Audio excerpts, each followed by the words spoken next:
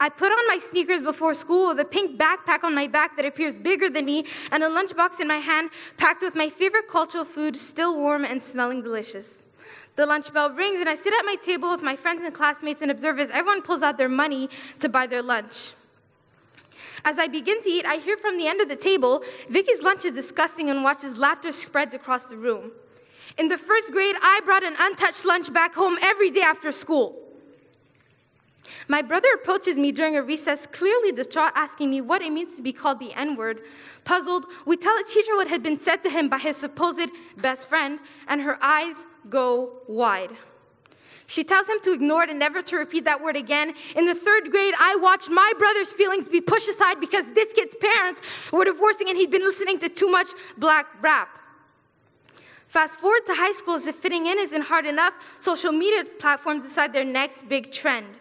Now look who's eating our food from mukbang, singing our songs, wearing our culture, whether it be box braids or tribal wear. Hey, but at least we're being appreciated, noticed, respected.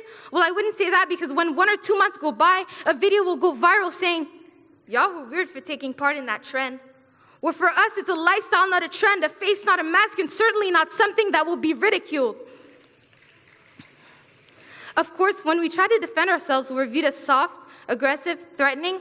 I still make sure my siblings and I walk with our hoods off and hands most visible at all times, because Trayvon Martin was shot and killed walking home with a pair of rainbow Skittles in hand that looked like a gun with his hood on his head. Of course, when we wear our hair out, we're told it'll look better straightened.